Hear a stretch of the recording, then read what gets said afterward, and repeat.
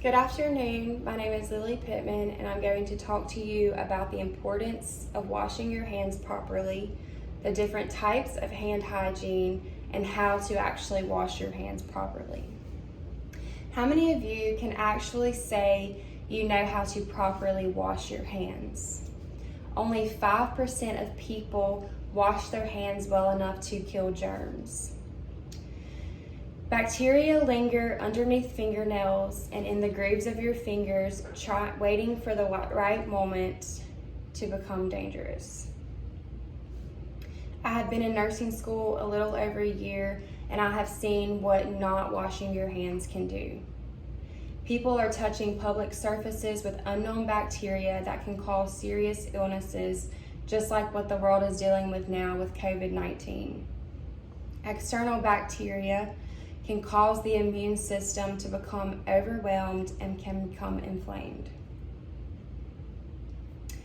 Imagine this. After touching a subway pole, you rub your eye, and then the bacteria you transferred to your hands uses from the pole, uses your eyes as an entry portal, and now you have conjunctivitis, which is called pink eye.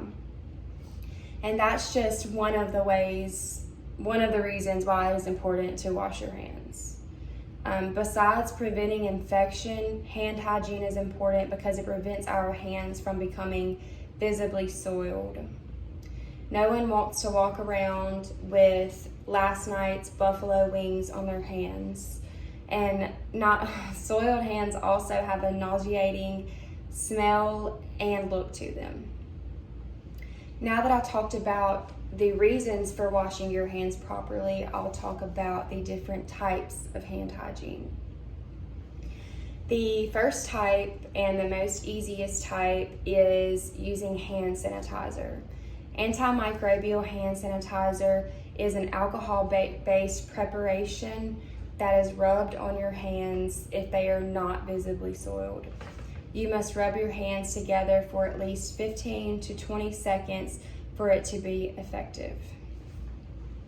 The second type, which is the most common type, is just using soap and water. It is more effective than hand sanitizer because it actually kills the bacterial spores.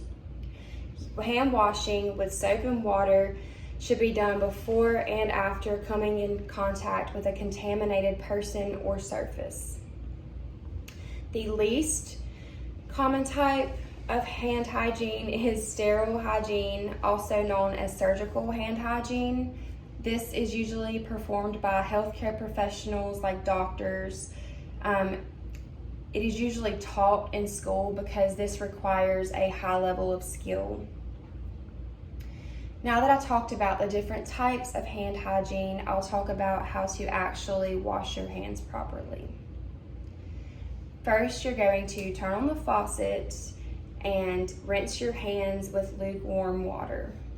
Second, you're going to pump some antimicrobial soap onto your hands, and according to the CDC, it is recommended that you scrub your hands for at least 20 seconds. Or you can sing the alphabet song or the birthday song.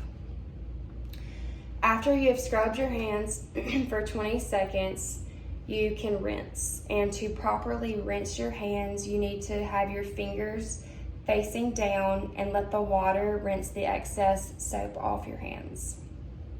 After you rinse your hands, you're going to thoroughly pat them dry with paper towel before turning the faucet off.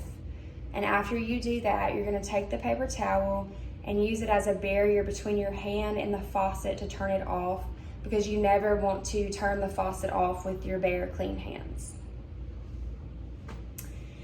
In conclusion, I hope the next time you guys are facing the mirror in the bathroom with your hands under the water, you remember this speech and remember that only 5% of people wash their hands well enough to kill germs. And I hope that you guys will actively try to change that statistic. Thank you.